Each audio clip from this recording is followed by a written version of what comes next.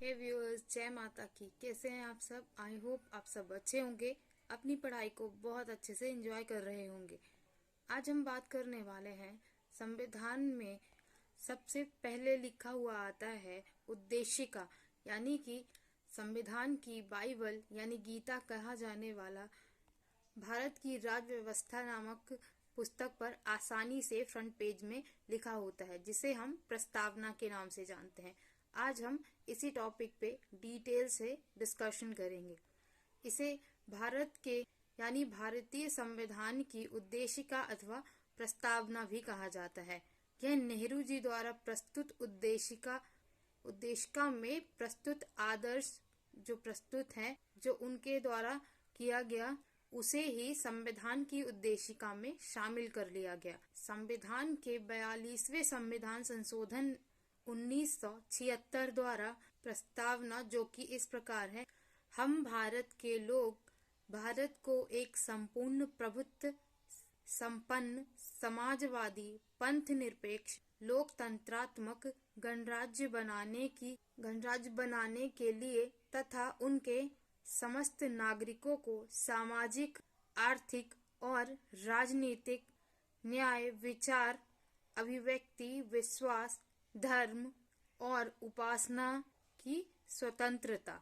अर्थात हम भारत के लोगों से तात्पर्य यही है कि भारत में रह रहे तमाम प्रकार के लोग भारत को एक संपूर्ण प्रभुत्व संपन्न, जिसमें किसी भी प्रकार का भेदभाव अथवा छुआछूत, ऊंच नीच जैसी भावनाएं बिल्कुल भी ना हो। उपासना की स्वतंत्रता, यानी इंसान किसी भी व्रत अथवा पूजा उपासना अपने इच्छा अनुसार कर सकता है, उसमें भी किसी भी प्रकार की कोई रोकथाम नहीं है। प्रतिष्ठा और अवसर की स्वतंत्रता, क्षमता प्राप्त करने के लिए तथा उन सब में व्यक्ति की गरिमा और राष्ट्र की एकता और अखंडता सुनिश्चित करने वाली बंधुता को बढ़ाने के लिए दृढ़ संकल्प होकर अपनी इस संविधान सभा में आज तारीख 26 नवंबर 1949 ईश मिति मार्ग शीर्ष शुक्ल सप्तमी संवत 2006 विक्रमी एदत द्वारा इस संविधान को अंगीकृत, अधिनियमित और आत्मार्पित करते हैं। चलिए अब बात करते हैं भारतीय संविधान के विदेशी स्रोत। भारत के संविधान निर्माण में निम्न देशों के संविधान से सहायता ली गई। इसमें ऐसा बिल्कुल भी नहीं है कि वहाँ के संविधान अथवा किसी और जगह के संविधान से ली गई वैसे ही अपने में शामिल किया गया हो, बल्कि उसमें कुछ परिवर्तित कर नए तरीके से सुधार कर शामिल किया गया।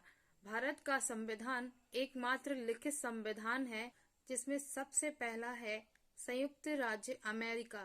संयुक्त राज्य अमेरिका से मौलिक अधिकार, न्याय, पुनरावलोकन, संविधान की सर्वोच्चता, न्यायपालिका की स्वतंत्रता, उच्च न्यायालयों के न्यायाधीशों को हटाने के लिए विधि एवं वित्तीय आपात, तथा दूसरा ब्रिटेन से संसदात्मक शासन प्रणाली, एकल नागरिकता एवं विधि निर्माण प्रक्रिया ली गई। और तीसरा आयरलैंड से मुख्यतः नीति निर्देशक सिद्धांत, राष्ट्रपति के निर्वाचन मंडल की व्यवस्था आदि। और चौथा है ऑस्ट्रेलिया से प्रस्तावना की भाषा, समवर्ती सूची का प्रावधान, केंद्र एवं राज्य के बीच संबंध एवं शक्तियों का विभाजन, संसदीय विशेषाधिकार। और पांचवा है जर्मनी से आपातकालीन के प्रवर्तन के दौरान राष्ट्रपति को मौलिक अधिकार संबंधित शक्तियां। छठवां है कनाडा से संसदात्मक विशेषता, अवशिष्ट शक्तियां, केंद्र के पास राज्यपाल की नियुक्ति विषय प्रक्रिया।